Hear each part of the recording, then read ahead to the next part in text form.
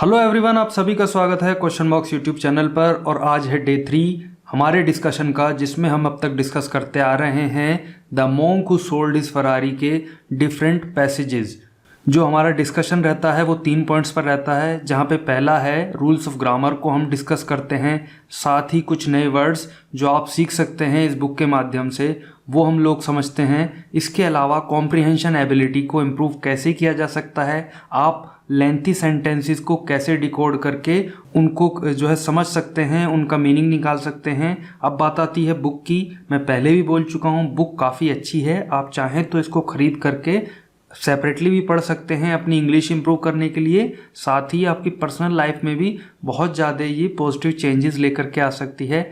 आइए हम सेशन शुरू करते हैं। आज जो हम डिस्कस करने वाले हैं वो काइंड ऑफ 3 पैसेजेस रहेंगे, एक तो ये वाला, एक फिर ये वाला और एक ये वाला। आइए तीनों को वन बाय वन हमारा जो पॉइंट ऑफ डिस्कशन है उसके साथ साथ शुरू करते हैं।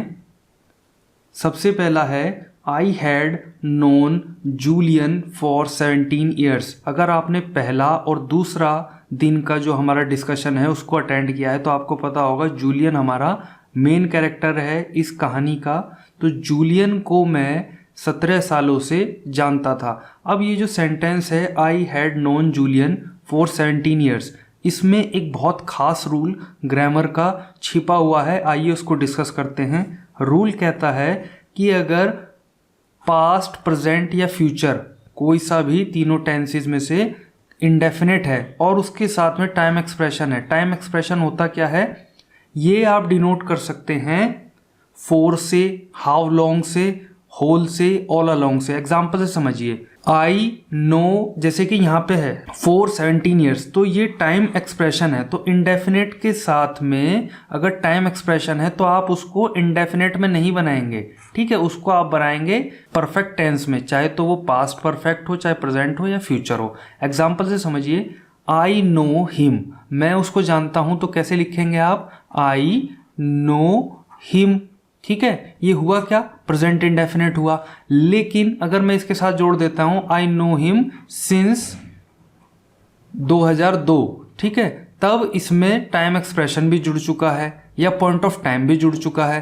तो उसको आप कैसे रिप्रेजेंट करेंगे, इसमें आपको बनाना पड़ेगा इसका perfect. I have known him since 2002 या I have known him for 17 years. और जैसे कि ये तो था प्रेजेंट की बात, अब इन्होंने यहाँ पे बनाया है पास्ट परफेक्ट में, तो I knew Julian for 17 years नहीं होगा, I had known Julian for 17 years होगा, जो कि इन्होंने यहाँ यूज़ भी किया है। आई होप कि ये रूल आपके क्लियर हो गया होगा। रूल एक बार फिर से रिवाइज कर लेते हैं। देखिए, अगर प्रेजेंट, पास्ट, फ्यूचर का इंडेफिनेट है और उसके साथ में टाइम एक्सप्रेशन है, जैसे कि I know him for 5 years, time expression हो गया वो, या I know him for long, मैं उसको लंबे समय से जानता हूं, तो उसके साथ में आप कैसे बनाएंगे उसको, अगर टाइम एक्सप्रेशन है तो उसको आप बनाएंगे परफेक्ट टेंस में। अगर पास्ट इंडेफिनिट है तो पास्ट परफेक्ट में बनाएंगे, जैसे कि यहाँ पे बनाया गया है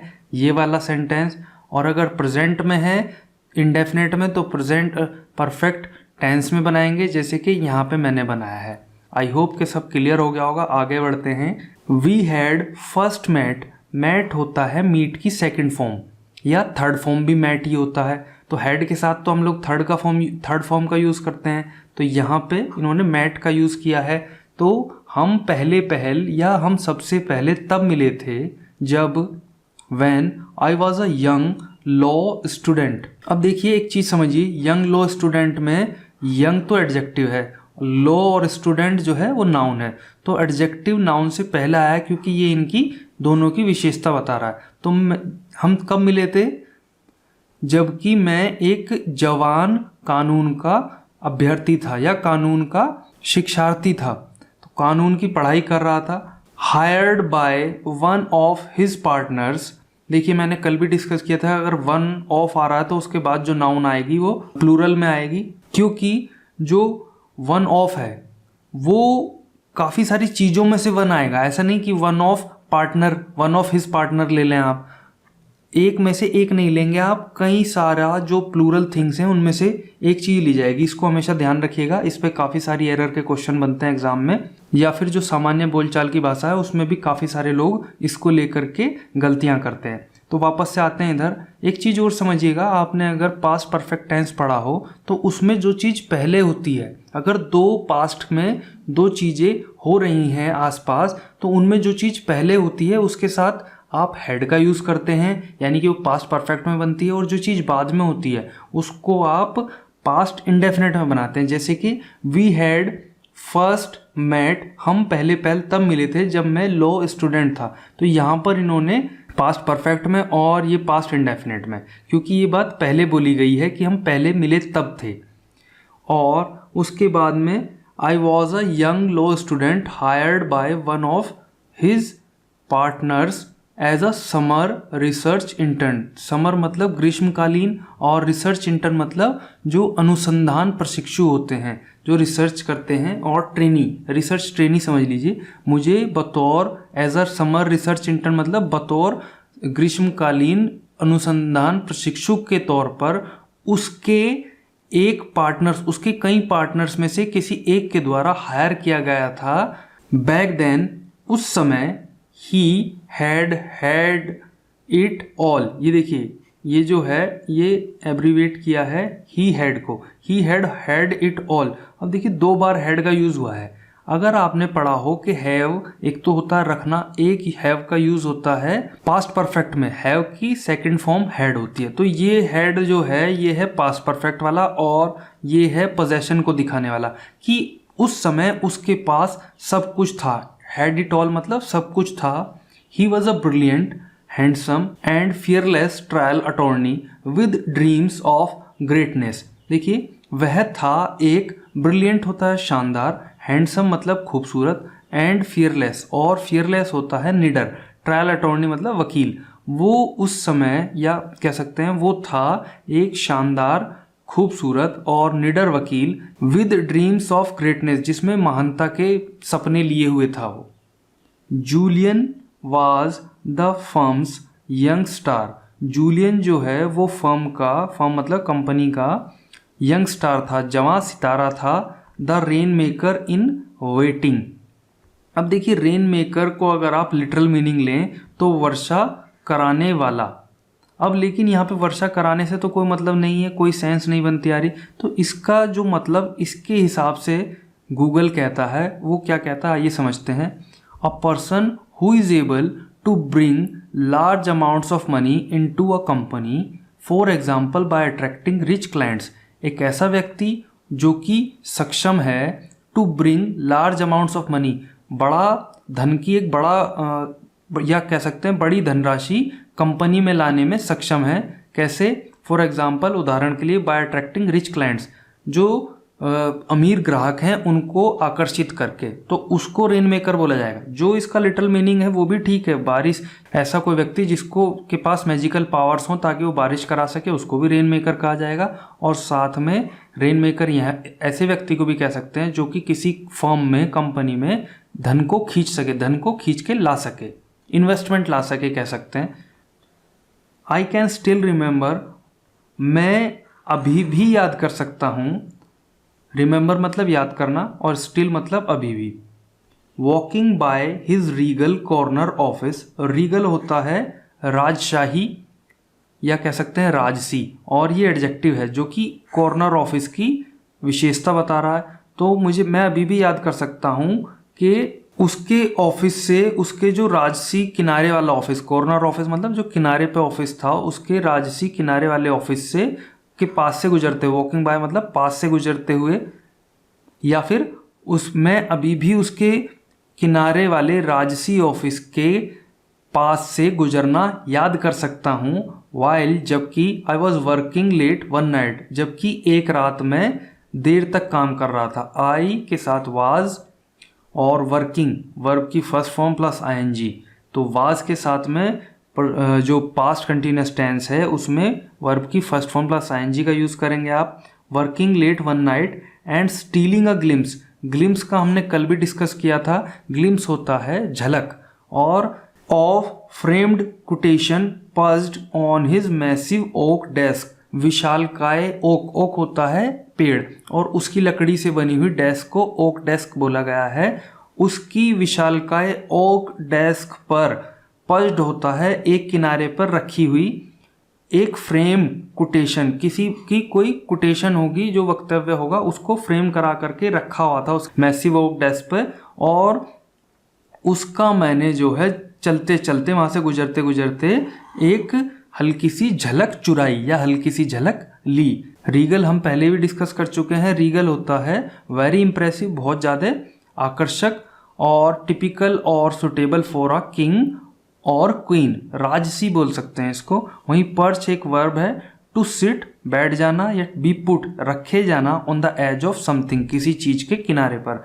तो जो इस सेंटेंस में बात की गई है इसको देखिए पूरा का पूरा अब समझते हैं एक ही बार में, कि मैं अभी भी उसके किनारे वाले राजसी ऑफिस के पास से गुजरना याद कर सकता हूँ, जबकि मैं एक रात देर तक काम कर रहा था, और स्टीलिंग अ ग्लिम्स मतलब उसकी जो विशालकाय ओक डेस्क, ओक की लकड़ी से बनी हुई डेस्क थी, उसके ऊपर एक कोटेशन रखी थी फ्रेम की, उसका जो झलक है उसको चुराना याद कर सकता हूँ। आई कैन स्टिल रिमेंबर से एक तो चीज़ यहाँ पे आ गई वॉकिंग बाय, और एक चीज़ हो गई I can still remember stealing यहाँ से।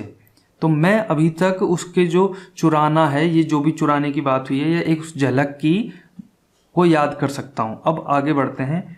It was by Winston Churchill. Churchill जो हैं वो इंग्लैंड के एक नेता रहे हैं, उनके बारे में बात हो रही है। It was by Winston Churchill. जो ये फ्रेम्ड कोटेशन की बात हुई है ना यहाँ पे, वो ये कह रहे हैं कि ये जो है वो विंस्टन चर्चिल के द्वारा लिखी गई थी। And it spoke volumes about the man that Julian was. Speak volumes होता है, स्पीक की सेकंड फॉर्म है स्पोक, पास्ट इंडेफिनिट में बनता सेंटेंस हमको दिखाई दे रहा है।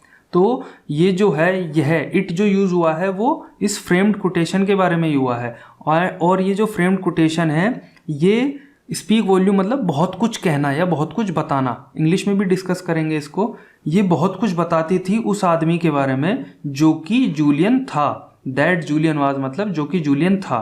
देखिए स्पीक वॉल्यूम्स मतलब इडियम है to provide a lot of information, बहुत कुछ जानकारी देना या बहुत कुछ बताना। तो अभी तक हमने ये पूरा का पूरा जो है पैसेज यहाँ तक डिस्कस किया है। आई होप कि आप लोगों के समझ में आ रहा होगा। अगर वीडियो अच्छी लग रही है तो लाइक कर दें। आइए अब हम लोग बढ़ते हैं आगे। अब बात आ जाती है कोटेशन की। जो फ्रेम्ड कोटेशन थी वो पूरी की पूरी यहाँ पे यूज भी की गई है, बताया गया उसके बारे में। आइए इसको देखते हैं। Sure I am that this day we are masters of our fate. Master मतलब मालिक। इसको आप इस तरीके से समझ लीजिए, आई एम श्योर मुझे यकीन है, दैट दिस डे की आज के दिन, we are masters of our fate हम अपने भाग्य के, फेट मतलब भाग्य के मालिक हैं या भाग्य के रचयिता हैं। दैट द टास्क की जो task which has been set before us, जो काम हमारे सामने रखा गया है, is not above our strength. हमारी अबव मतलब ऊपर, हमारी जो क्षमता है या हमारी जो ताकत है उससे ऊपर नहीं है। स्ट्रेंथ क्षमता, ताकत, शक्ति कुछ भी समझ लीजिए। That it pangs and toils are not beyond my endurance. Endurance निकल के आया है एंड्योर से, जिसका मतलब होता है सहन करना। तो एंड्योरेंस का मतलब हो जाएगा सहन शक्ति की। जो इसके पैंग्स होता है पीड़ाएं, जो इसकी पीड़ाएं हैं और इसके लिए जो कठिन परिश्रम, टॉयल्स होते हैं कठिन परिश्रम हैं, वो मेरी सहन शक्ति के परे नहीं है। एज लॉन्ग एज जब तक कि we have faith in our own cause, हमें अपने जो कॉज होता है कारण या अपना जो कार्य है उसमें फेथ है, उसमें हमारी जो धारणा है, विश्वास है। अनकॉन्क्वेरेबल विल टू विन, और जब तक कि हमें अपने काम में और विश्वास है और हमारे पास एक अजय, अनकॉन्क्वेरेबल होता है अजय जिसको जीता ना जा सके, विल होता है शक्ति, टू विन, और जब तक कि हमारे में जो है इच्छा शक्ति है, अजय इच्छा शक्ति है जीतने की। Victory will not be denied us, हमको जो जीत है उससे वंचित नहीं रखा जाएगा या हमें जीत से अलग नहीं किया जाएगा। आइए अब नए वर्ड्स हमने क्या सीखे उनको डिटेल में डिस्कस करते हैं। पहला है pang, which is a noun, it means a sudden strong feeling of emotion और फिजिकल पेन। पीड़ा, टीस, कसक कुछ भी समझ लीजिए, इसका मतलब ये होता है। वहीं टॉयल होता है नाउन, हार्डवर्क। आइए अब बढ़ते हैं आगे। तीसरा और लास्ट पैसेज है, आइए इसको शुरू करते हैं। देखिए ये जो पैसेज है इसमें आपको बहुत सारे इडियम सीखने के लिए मिलने वाले हैं, जो कि आप नॉर्मल जो बोलचाल की भाषा है अपने सामान्य जीवन में भी यूज़ कर सकते हैं। आपका ज्ञानवर्धन भी होगा और साथ में आप एक अपना इंप्रेशन भी जमा सकते हैं, और वहीं एग्जाम पॉइंट ऑफ व्यू से तो वो इम्पोर्टेंट है ही। Julian also walked his talk. देखिए वॉक वंस टॉक का मतलब होता है कि जो मैं बोल रहा हूँ, जो बड़ी बड़ी बातें बोल रहा हूँ, वो अपने जीवन में भी करूँ मैं उसको। ऐसा नहीं कि बस खाली बोल के छुट्टी पा लूँ, उसको अपने जीवन में भी लाऊं। देखिए समझिएगा, वॉक वंस टॉक एक इडियम है to back up one's boastful talk with meaningful action. जो मेरे बड़ी बड़ी बातें हैं उनको बैकअप करना कैसे, मैं उससे सार्थक काम भी करूं, उनको न केवल बड़ी बड़ी बातें करूं, उसके साथ साथ जो मैंने बोला है उसको सार्थक रूप से जीवन में भी लाऊं।